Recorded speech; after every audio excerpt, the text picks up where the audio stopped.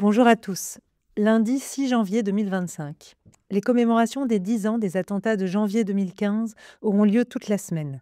Un agent de maintenance, des journalistes, des policiers, des clients juifs d'un supermarché. Voici les victimes des attentats. France Inter a publié hier un reportage, Charlie et les autres, debout malgré tout, qui interviewe quelques rescapés, amis ou proches des victimes de janvier de 2015. Le document sonore est très intéressant, sobre et poignant. Souvenons-nous des victimes, bien sûr. Donnons la parole aux rescapés et témoins, mais soyons lucides.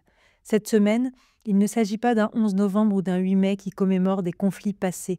Il s'agit des 7 et 9 janvier qui commémorent le conflit actuel, celui de notre culture attaquée, de nos valeurs accusées, de notre laïcité agressée, de notre liberté assiégée. Ces commémorations ne sont donc pas un devoir de mémoire, mais bien un combat. Combattre le terrorisme, c'est combattre l'islamisme, mais c'est aussi aujourd'hui combattre un terreau autour, qui n'est parfois pas islamiste lui-même et qui entretient la possibilité de l'implantation de l'islamisme et de sa propagande haineuse.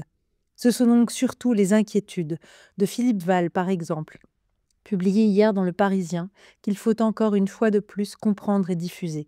Inquiétude pour la laïcité et pour la liberté. Et il faut se rappeler comment tout a commencé.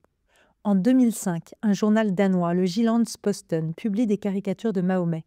Une organisation nommée Société islamique du Danemark tente alors d'attaquer le journal en justice. Après avoir été déboutée, elle charge l'imam d'origine palestinienne, Ahmad Abou Laban, d'entreprendre une tournée dans les capitales arabes pour dénoncer l'islamophobie en Europe et au Danemark en particulier. 3 visuels qui n'avaient jamais été publiés avaient été ajoutés au dossier à charge et visaient à faire se dresser les rues arabes contre l'Europe. Le premier était une photo d'un homme que l'organisation islamique du Danemark prétendait être déguisé en Mahomet, affublé d'un groin de porc. Il a été prouvé ensuite qu'il s'agissait d'un participant au concours d'imitation de cris de cochon de Tri-sur-Baïse. De nombreux autres faux témoignages de mauvais traitement des musulmans au Danemark étaient joints à ce dossier, si bien que rapidement, les dessinateurs du journal danois sont menacés et que le 31 octobre, la rédaction est victime d'une alerte à la bombe.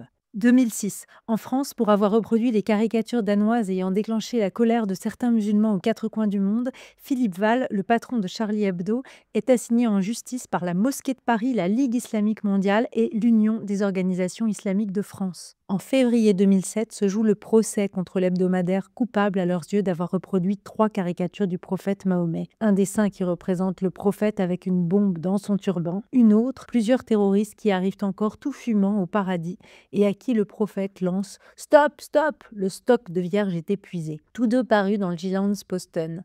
Il y a aussi le dessin de Cabu, en une de Charlie Hebdo, Mahomet débordé par les intégristes et qui s'exclame, effondré la tête entre les mains, « C'est dur d'être aimé par des cons ». Dans la salle d'audience sont présents les dessinateurs de Charlie, Cabu, Riss, Charb, Wolinski.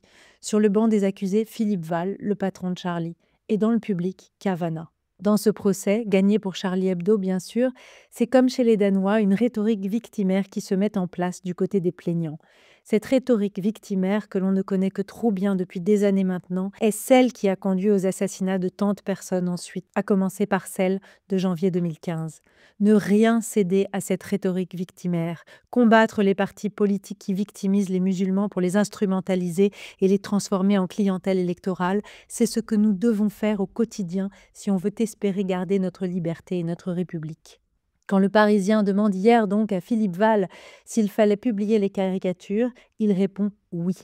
Les inquiétudes que nous avons tous aujourd'hui doivent être un moteur, pas un frein. Bonne semaine à tous sur RCJ.